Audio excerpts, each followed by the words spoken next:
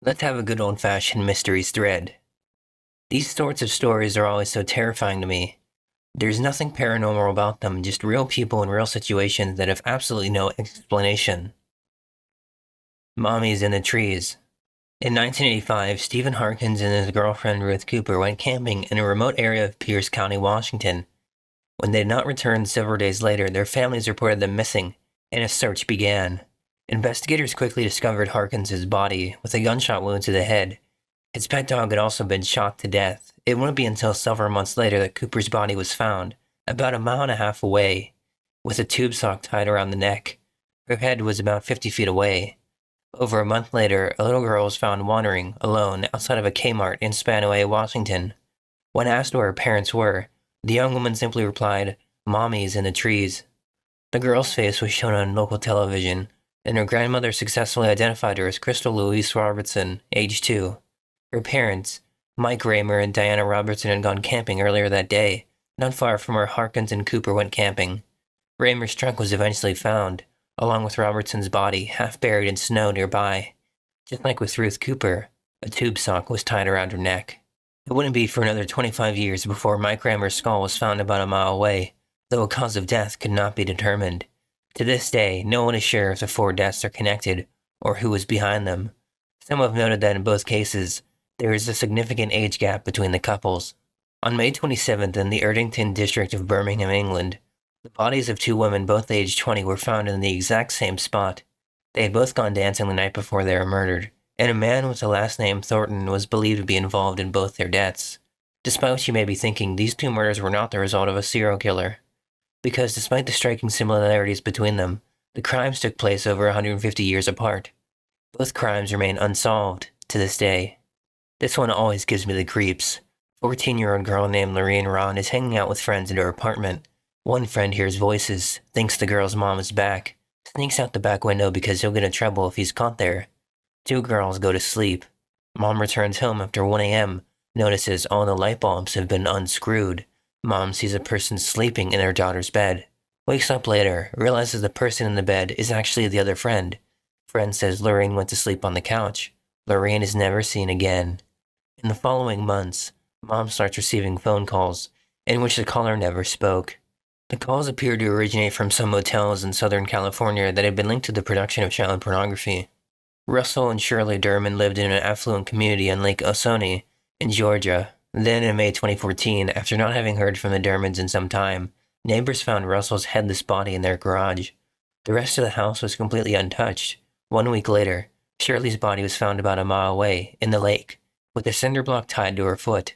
No one knows why they were killed, by whom, or where Russell's head is. In the early morning hours of March 18, 1990, 2 men disguised as police officers convinced a security guard at the Isabella Stewart Gardner Museum in Boston to let them inside, under the guise of responding to a disturbance call in the museum's courtyard. The guard, along with the only other security guard on duty that night, were quickly handcuffed, bound, and locked in the museum's basement. The thieves then spent over an hour taking 13 priceless works of art from the museum, including The Concert, a painting by the Dutch artist Johannes Vermeer, which is considered by some to be the most valuable stolen object in the world. The thieves were never caught. However, in 2013, the FBI announced that they knew the identities of the 2 criminals, but that they were already deceased. None of the art has ever been found, and no one was ever arrested. In late 2015, a man on a camping trip discovered a moss-covered skull hidden under some vegetation in the Clocanog Forest in Denbighshire, Wales. A nearly complete skeleton was found several meters away. Peter Moore, a noted serial killer from the area, claimed to know the identity of the victim, but this was later ruled out, and the Clocanog Forest man's identity is still unknown. Lisanne Froon and Chris Kremers were 2 young Dutch women who disappeared while hiking in Panama. Several months later, their bones were discovered, along with some of their belongings. Some strange photos were taken with their smartphones, and their call logs suggested they were trying to contact help. A cause of death was never determined, although one forensic scientist noted that there were no scratches or marks of any kind on the bones. A 19-year-old girl from New Mexico tells her mom she's going to a friend's house, but never makes it there. She's never seen again. Several years later, at a Florida gas station, a photo that seems to depict the missing girl tied up falls out of a truck. The truck drives away, is never found. The boy in the photo is never identified. Apparently, more photos have surfaced over the years showing the missing girl, but they'd never been released publicly. The Amber Room was a priceless 590 square foot room constructed from 13,000 pounds of amber. Previously located in St. Petersburg, it is believed to have been stolen by the Nazis after their invasion of the Soviet Union. Many people believe that it was destroyed in the bombing of Königsberg. However, there is no proof of this, and its whereabouts, or that of its remains, are still a mystery. In the fall of 1982, 7 people, 3 of whom shared the first name of Mary, were killed after ingesting over-the-counter Tylenol that had been poisoned with potassium cyanide. It is believed that someone had discreetly replaced some of the pills inside the bottles while they were still on the shelves. The perpetrator was never caught. On an icy Friday in January of 1956, 6-year-old Susan Cadieux was playing with her older brothers and a friend at a playground not far from her home in London, Ontario. At approximately 7:45 p.m., a man approached Susan and claimed that he had something to give her. He then told the other children that he was meeting with a priest at a church, and that he lived on York Street, although he pointed towards King Street. When Susan had not returned by 8, her brothers told their parents, who then contacted police. By 1:30 a.m., around 300 people had joined the search. The following morning at about 10 a.m., Susan's body was found in a nearby warehouse. She had been assaulted, and her cause of death was listed as exposure. It is believed she died less than 3 hours before being found. Her killer was never apprehended. On January 30th, 1979, radio contact was lost with rig Flight 967, about 120 miles from Tokyo. The plane departed Narita Airport headed for Rio de Janeiro, with a stopover in Los Angeles. No trace of the plane or the $1.2 million worth of paintings it was carrying has ever been found. On January 31st, 1962, 3 girls at a school in the village of Kashasha in what is now Tanzania began to giggle. This giggling soon turned to roaring laughter, which affected almost half of all students at the school. The laughter, which is said to have been occasionally accompanied by pain, rashes, trouble breathing, crying, and even fainting, eventually spread to the entire village and some of the surrounding areas. The cause of the incident was never determined, though some believe it may have been related to stress or mental health. It would be about 18 months before the laughter finally subsided. On August 23, 1912, 4-year-old Bobby Dunbar disappeared while fishing near a swamp in St. Landry Parish, Louisiana. 8 months later, William Cantwell Walters, a handyman, was arrested for his kidnapping. Walters, however, claimed the boy he had with him was not Bobby Dunbar, but actually Bruce Anderson, the son of a woman who worked for Walters' family. Still, the boy was returned to Leslie and Percy Dunbar, Bobby's parents, who claimed it was in fact their son. The boy would then spend the rest of his life as Bobby Dunbar, dying in 1966 in his late 50s. In 2004, DNA testing was done, which confirmed the worst. The boy who had returned and spent most of his life with the Dunbars was not Bobby Dunbar. The real Bobby was never found. It is believed he may have drowned or been eaten by an alligator during the fishing trip. In July of 2014, Lars Mittank, a German man on vacation in Bulgaria, began acting strangely and sending paranoid text messages to his mother. Security camera footage at Varna Airport showed him running outside, where he was seen hopping over a fence and running into a wooded area. He has not been seen since. Patricia Mahan crashed her car on the night of April 20th, 1989 after driving on the wrong side of the road. Immediately following the crash, she emerged from her car and stared motionless for several minutes at the wreckage, before turning around and running into a field, never to be seen again. She was nearly 400 miles from her home, though neither the police nor her family could offer an explanation. The Finders were a mysterious cult-like group that first came into public view in the late 80s. The whole thing blew up when, in 1987, a couple of Finders members were arrested in Washington, D.C. with a group of kids. The cops found these children in a filthy van with strange behavior, like they had been neglected or possibly brainwashed. The adults were weirdly evasive, acting like they didn't even know where the kids came from. Naturally, this sparked an investigation, but the more authorities dug, the weirder it got. Turns out the Finders were a secretive group that had been around for decades, their whole thing reaching a higher plane of consciousness. They were linked to a bunch of strange practices, including isolation of children and a heavy emphasis on free love. Authorities started linking them to possible child abuse, and things only got murkier when they discovered ties to other shady networks, including possible connections to CIA-like operations or child trafficking.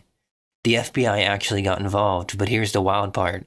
Despite mounting evidence and the suspicious nature of the group, the case was suddenly dropped. No one knows why, and the investigation was sealed. Some say the FBI buried it because of possible government connections. The Finders disappeared from the public eye after that.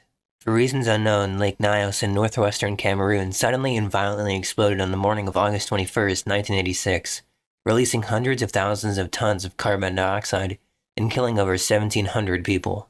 Going by memory here, so I don't remember names, I remember all the details though. Sometime in the 1990s, a woman is killed in a hit and run while walking next to a highway at night.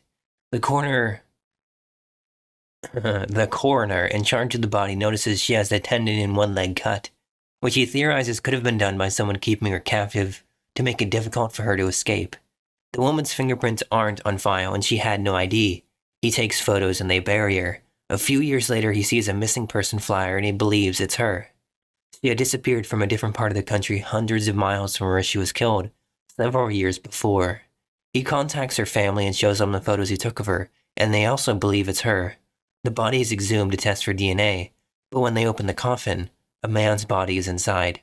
They never find the woman's body, and they have no idea who the man is either. On a fall day in 1976, a farmer harvesting corn in rural Benton County, Indiana, found an unusual package in his field. The box contained the body of a woman and is theorized to have been dropped by a helicopter, due to the fact there were no drag marks or the tracks in the cornfield. Dubbed the Box Lady of Benton County, her identity remains a mystery. The woman wore green pants and a tan and white top, and had clearly suffered some decomposition. The woman had green eyes, had had a mastectomy, wore no makeup, had weathered hands, and was believed to be in her late 50s or early 60s. While looking killed by a single gunshot to the back of the head, the Sodders family. On Christmas Eve, December 24th, 1945, a fire destroyed the Sodder residence in Fayetteville, West Virginia. At the time, it was occupied by George Sodder, his wife Jenny, and 9 of their 10 children. During the fire, George, Jenny, and 4 of the 9 children escaped. The bodies of the other 5 children had never been found. The surviving Sodder family believed for the rest of their lives that the 5 missing children survived. The Sodders never rebuilt the house, instead converting the site into a memorial garden to the lost children. In the 50s, as they came to doubt that the children had perished, the family put up a billboard at the site along State Route 16 with pictures of the 5, offering a reward for information that would bring closure to the case. It remained standing until shortly after Jenny Sodder's death in 1989. In support of their belief that the children survived, the Sodders had pointed to a number of unusual circumstances before and during the fire. George disputed the Fayetteville Fire Department's finding that the blaze was electrical in origin, noting that he had recently had the house rewired and inspected. George and his wife suspected arson, leading to theories that the children had been taken by the Sicilian Mafia, perhaps in retaliation for George's outspoken criticism of the fascist government of his native Italy. State and federal efforts to investigate the case further in the early 50s yielded no new information.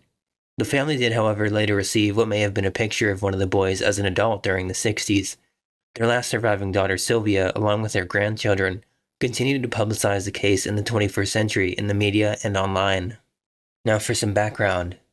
George Sodder was born with the name Giorgio Soddu in Tula, Sardinia, Italy, in 1895.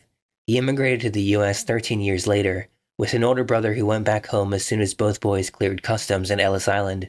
For the rest of his life, George, as he came to be known, would not talk much about why he had left his homeland. Sodder eventually found work on the railroads in Pennsylvania, carrying water and other supplies to workers. After a few years, he took more permanent work as a driver in Smithers, West Virginia. He then started his own trucking company, initially hauling fill dirt to construction sites, and later hauling coal mined in the region. Jenny Cipriani, a storekeeper's daughter in Smithers, who had also emigrated from Italy in her childhood, married George in 1922. The Sodders settled outside nearby Fayetteville, which had a large population of Italian immigrants, in a 2-story timber frame house 2 miles north of town. In 1923, they had the first of their 10 children. George's business prospered, and they became one of the most respected middle-class families around, in the words of one local official. However, George had strong opinions about many subjects, and was not shy about expressing them, sometimes alienating people. In particular, his strong opposition to Italian dictator Mussolini had led to some strong arguments with other members of the immigrant community. The last of the Sodder children, Sylvia, was born in 1942. By then, their second oldest son, Joe, had left home to serve in the military during World War II. The following year, Mussolini was deposed and executed. However, George's criticism of the late dictator had left some hard feelings. In October 1945, a visiting life insurance salesman, after being rebuffed, warned George that his house would go up in smoke. and his children would be destroyed, attributing this all to the dirty remarks George had been making about Mussolini. Another visitor to the house, ostensibly seeking work, took the occasion to go around to the back and warn George that a pair of fuse boxes would cause a fire someday. George was puzzled by the observation since he had just had the house rewired when an electric stove was installed, and the local electric company had said afterwards it was safe. In the weeks before Christmas that year, George's older sons had also noticed a strange car parked along the main highway through town, its occupants watching the younger Sodder children as they returned from school. Onto the fire itself. The Sodder family celebrated on Christmas Eve 1945. Marion, the oldest daughter, had been working at a dime store in downtown Fayetteville, and she surprised three of her younger sisters, Martha, Jenny, and Betty, with new toys she had bought for them as gifts. The younger children were so excited that they asked their mother if they could stay up past what would have been their usual bedtime. At 10 p.m., Jenny told them they could stay up a little later, as long as the two oldest boys who were still awake, 14-year-old Maurice and his 9-year-old brother Louis, remembered to put the cows in and feed the chickens before going to bed themselves. George and the two oldest boys, John and George Jr., had spent the day working with their father and were already asleep. After reminding the children of those remaining chores, she took Sylvia upstairs with her, and they went to bed together. The phone rang at 12:30 a.m. Jenny woke and went downstairs to answer it. The caller was a woman whose voice she did not recognize, asking for a name she was not familiar with the sound of laughter and clinking glasses in the background. Jenny told the caller she had reached the wrong number, later recalling the woman's weird laugh. She hung up and returned to bed. As she did, she noted that the lights were still on and the curtains were not drawn. Two things the children normally attended to when they stayed up later than their parents. Marion had fallen asleep on the living room couch, so Jenny assumed the other children who had stayed up later had gone back up to the attic where they slept. She closed the curtains, turned out the lights, and returned to bed. At 1 a.m., Jenny was again awakened by the sound of an object hitting the house's roof, with a loud bang, then a rolling noise. After hearing nothing further, she went back to sleep. After another half hour, she woke up again, smelling smoke. When she got up again, she found that the room George used for his office was on fire around the telephone line and fuse box. Jenny woke him, and he in turn woke his older sons. Both parents and 4 of the children escaped the house. They frantically yelled to the children upstairs, but heard no response. They could not go up there as the stairway itself was already aflame. John said in his first police interview after the fire that he went up to the attic to alert his siblings sleeping there, though he later changed his story to say that he only called up there and did not actually see them. Efforts to find aid and rescue the children were unexpectedly complicated. The phone did not work, so Marion ran to a neighbor's house to call the Fayetteville Fire Department. A driver on the nearby road had also seen the flames and called from a nearby tavern. They too were unsuccessful either because they could not reach the operator or because the phone there turned out to be broken. Either the neighbor or the passing motorist were eventually successful in reaching the fire department from another phone in the center of town. George, barefoot, attempted to climb the house's outside wall and broke open a window, cutting his arm in the process. He and his sons intended to use a ladder to the attic to rescue the other children, but it was not in its usual spot resting against the house and could not be found nearby. A water barrel that could have been used to extinguish the fire was frozen solid. George then tried to pull both of the trucks he used in his business up to the house and use them to climb up to the attic window, but neither of them would start despite having worked perfectly during the previous day. Frustrated, the 6 Sodders who had escaped had no choice but to watch the house burn down and collapse over the next 45 minutes. They assumed the other 5 children had perished in the blaze. The fire department, low on manpower due to the war and relying on individual firefighters to call each other, did not respond until later that morning. Chief F.J. Morris said the next day that the already slow response was further hampered by his inability to drive the fire truck, requiring that he wait until someone who could drive was available. The firefighters, one of whom was a brother of Jenny's, could do little but look through the ashes that were left in the Sodders' basement. By 10 a.m., Morris told the Sodders they had not found any bones, as might have been expected if the other children had been in the house as it burned. According to another account, they did find a few bone fragments and internal organs, but chose not to tell the family. It had also been noted by modern fire professionals that their search was cursory at best. Nevertheless, Morris believed that the 5 children unaccounted for had died in the fire, suggesting it had been hot enough to burn them completely. Morris told George to leave the site undisturbed so that the state's fire marshal office could conduct a more thorough investigation. However, after 4 days, George and his wife could not bear the site anymore, so he bulldozed 5 feet of dirt over the site with the intention of converting it to a memorial garden for the lost children. The local coroner convened an inquest the next day, which held that the fire was an accident caused by faulty wiring. Among the jurors was the man who had threatened George that his house would be burned down and his children destroyed in retribution for his anti-Mussolini remarks. Death certificates for the 5 children were issued on December 30th. The local newspaper contradicted itself, stating that all of the bodies had been found, but then later in the same story reporting that only part of one body was recovered. George and Jenny were too grief-stricken to attend the funeral, but their surviving children did. Not too long after, as they began to rebuild their lives, the Sodder family started to question all the official findings about the fire. They wondered why, if it had been caused by an electrical problem. The family's Christmas lights had remained on throughout the fire's early stages, when the power should have gone out. Then, they found the ladder that had been missing from the side of the house on the night of the fire, at the bottom of an embankment 75 feet away. The telephone repairman told the Sodders that the house's phone line had not been burned through in the fire as they had initially thought, but cut by someone who had been willing and able to climb 14 feet up the pole and reach 2 feet away from it to do so. A man whom neighbors had seen stealing a block and tackle from the property around the time of the fire was identified and arrested. He admitted to the theft and claimed he had been the one who cut the phone line, thinking it was a power line, but denied having anything to do with the fire. However, no record identifying the suspect exists, and why would he have wanted to cut any utility lines to the Sodders' house while stealing the block and tackle has never been explained. Jenny said in 1968 that if he had cut the power line, she and her husband, along with their other 4 children, would never have been able to make it out of the house. Jenny also had trouble accepting Morris's belief that all traces of the children's bodies had been burned completely in the fire.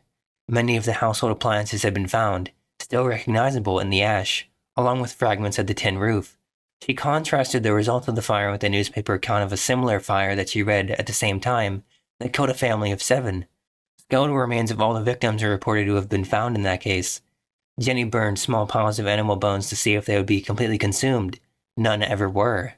An employee of a local crematorium she contacted told her that human bones remain even after bodies are burned at 2,000 degrees Fahrenheit for 2 hours, far longer and hotter than the house fire could have been. The Sodders' truck failure to start was also considered. George believed they had been tampered with, perhaps by the same man who stole the block and tackle and cut the phone line. However, one of George's son-in-laws told the Charleston Gazette-Mail in 2013 that he had come to believe that Sodder and his sons might have, in their haste to start the trucks, flooded the engines. Some accounts had suggested the wrong phone number to the Sodder house may have also been connected. Some accounts have suggested the wrong number phone call to the Sodder house might have also been somehow connected to the fire. However, investigators later located the woman who made the call. She confirmed it had been a wrong number on her part. As spring approached, the Sodders, as they had said they would, planted flowers in the soil bulldozed over the house. Jenny tended it carefully for the rest of her life. However, further developments in early 1946 reinforced the family's belief that the children they were memorializing might in fact still be alive. Evidence soon emerged indicating that the fire had not started in an electrical fault and was instead set deliberately. The driver of a bus that passed through Fayetteville late Christmas Eve said he had seen some people throwing balls of fire at the house. A few months later, when the snow had melted, Sylvia found a small, hard, dark green rubber ball-like object in the brush nearby. George, recalling his wife's account of a loud thump on the roof before the fire, said it looked like a pineapple bomb hand grenade or some other incendiary device used in combat. The family later claimed that, contrary to the fire marshal's conclusion, the fire had started on the roof, although by then, there was no way to prove it. Other witnesses claimed to have seen the missing Sodder children themselves. One woman who had been watching the fire from the road said she had seen some of them peering out of a passing car while the house was burning. Another woman at the rest stop between Fayetteville and Charleston said she had served them breakfast the next morning and noted the presence of a car with Florida license plates in the rest stop's parking lot as well. The Sodders hired a private investigator named C.C. Tinsley from the nearby town of Golly Bridge to look into the case. Tinsley informed the family that the insurance salesman who had threatened George over his anti-Mussolini sentiments had been on the coroner's jury that ruled the fire an accident. He also learned of rumors around Fayetteville that despite his report to the Sodders that no remains had been found in the ashes, Morris had found a heart which he later packed into a metal box and secretly buried. Morris had apparently confessed this to a local minister, who in turn confirmed it to George. George and Tinsley went to Morris and confronted him with the news. Morris agreed to show the two where he had buried the metal box, and they dug it up. They took what they found inside the box to a local funeral director who, after examining it, told them it was in reality fresh beef liver that had never been exposed to fire. Later, More rumors circulated around Fayetteville that Morris had afterwards admitted the box with the liver had indeed not come from the fire originally. He had supposedly placed it there in the hope that the Sodders would find it and be satisfied that the missing children had indeed died in the fire. On one occasion, George saw a magazine photo of a group of young ballet dancers in New York City, one of whom looked like his missing daughter Betty. He drove all the way to the girls' school, where his repeated demands to see the girl himself were refused. George also tried to interest the FBI in investigating what he considered a kidnapping. FBI Director J. Edgar Hoover personally responded to his letters. Although I would like to be of service, the matter related appears to be of local character and does not come within the investigative jurisdiction of this bureau. If the local authorities requested the bureau's assistance, he added, he would of course direct agents to assist, but the Fayetteville police and fire departments declined to do so. In August 1949, George was able to persuade Oscar Hunter, a Washington, D.C. pathologist, to supervise a new search through the dirt at the house site. After a very thorough search, artifacts including a dictionary that had belonged to the children and some coins were found. Several small bone fragments were unearthed, determined to have been human vertebrae. The bone fragments were sent to Marshall T. Newman, a specialist at the Smithsonian Institution. They were confirmed to be lumbar vertebrae, all from the same person. Since the transverse recesses were fused, the age of this individual at death should have been 16 or 17 years, Newman's report said. The top limit of age should be about 22, since the centra, which normally fuse at 23, are still unfused. Thus, given this age range, it was not very likely that these bones were from any of the 5 missing children, since the oldest, Maurice, had been 14 at the time, although the report allowed that vertebrae of a boy's age sometimes were advanced enough to appear to be at the lower end of the range. Newman added that the bone showed no sign of exposure to flame. Further, he agreed that it was very strange that these bones were the only ones found, since a wood fire of such short duration should have left full skeletons of all the children behind. The report concluded that the vertebrae had instead most likely came from the dirt that George had used to bulldoze the site.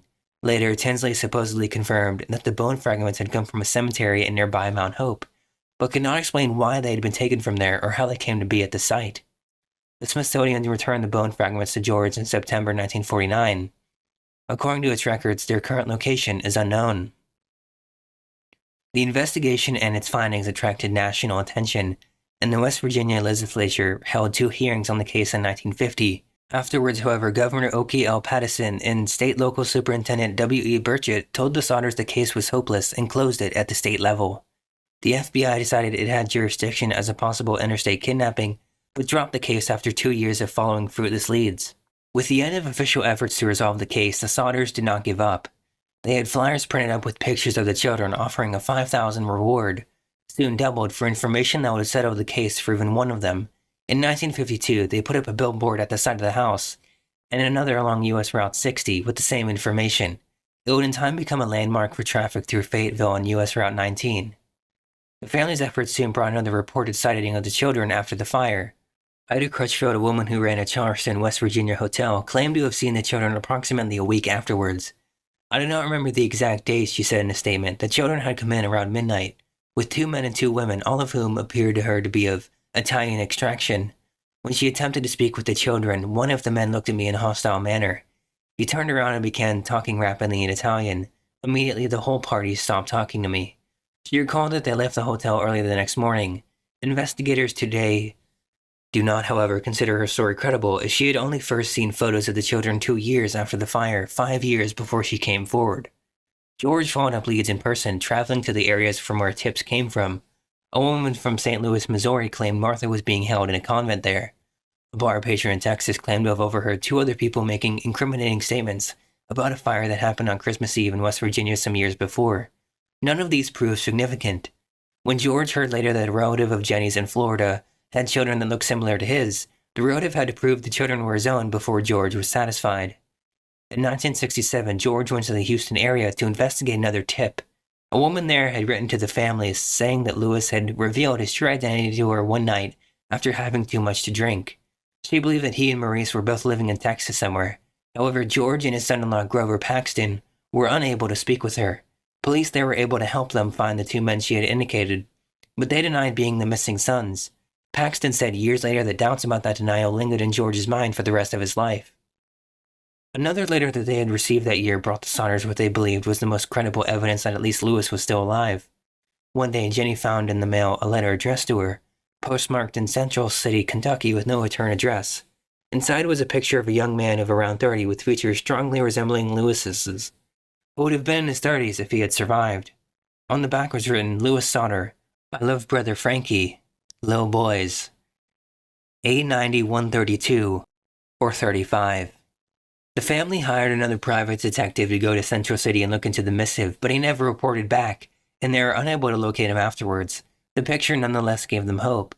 They added it to the billboard, leaving Central City out of it and any other published information out of fear that Lewis might come to harm, and put an enlargement of it over their fireplace. George admitted to the Charleston Gazette-Mail late the next year that the lack of information had been like hitting a rock wall. We can't go any further. He nevertheless vowed to continue. Time is running out for us, he admitted in another interview around that time. But we only want to know, if they did die in the fire, we want to be convinced. Otherwise, we want to know what happened to them. George died in 1969. Jenny and her surviving children, except John, who never talked about the night of the fire except to say that the family should accept what happened and move on, continued to seek answers to their questions about the missing children's fate. After George's death, Jenny stayed in the family home, putting up fencing around it and adding additional rooms. For the rest of her life, she wore black in mourning and tended the garden at the side of the former house. After her death in 1989, the family finally took the weathered, worn billboard down. The surviving Sodder children, joined by their own children, continued to publicize the case and investigate leads. They, along with older Fayetteville residents, have theorized that the Sicilian Mafia was trying to extort money from George and the children, may have been taken by someone who knew about the planned arson, and said they would be safe if they left the house. They were possibly taken back to Italy. If the children had survived all those years and were aware that their parents and siblings had survived too, the family believes they may have avoided contact in order to keep them from harm. Sylvia Sodder Paxton, the youngest of the surviving Sodder siblings, died in 2021. She was in the house on the night of the fire, which she said was her earliest memory. I was one of the last kids to leave home, she recalled to the Gazette-Mail in 2013. She and her father often stayed up late talking about what might have happened. I experienced their grief for a long time. She believed that her siblings survived that night and assisted with efforts to find them and publicize the case. Her daughter said in 2006, she promised my grandparents she wouldn't let the story die, that she would do everything she could. In the 21st century, the family's efforts have come to include online forums like websleuths.com in addition to media coverage. The increase in the latter has led some who have examined the case to believe that the children did in fact die in 1945. George Bragg, a local author who wrote about the case in his 2012 book West Virginia's Unsolved Murders, believed that John was telling the truth in his original account, when he said he tried to physically awaken his siblings before fleeing the house. He allows that conclusion may still not be correct. Logic tells you they probably did burn up in the fire, but you can't always go by logic. Stacey Horn, who did a segment on the case for National Public Radio around its 60th anniversary in 2005, also believes the children's death in the fire is the most plausible solution. In a contemporaneous post on her blog with material she had to cut from her story for time, she noted that the fire continued to smolder all night after the house collapsed, and that 2 hours was not enough time to search the house thoroughly. Even if it had been, the firefighters may not have known what to look for. However, she said, there is enough genuine weirdness about this whole thing, that if someday it is learned that the children did not die in the fire, I won't be shocked. In 2022, the History Channel aired an episode of its series, History's Greatest Mysteries, that detailed the events of the case.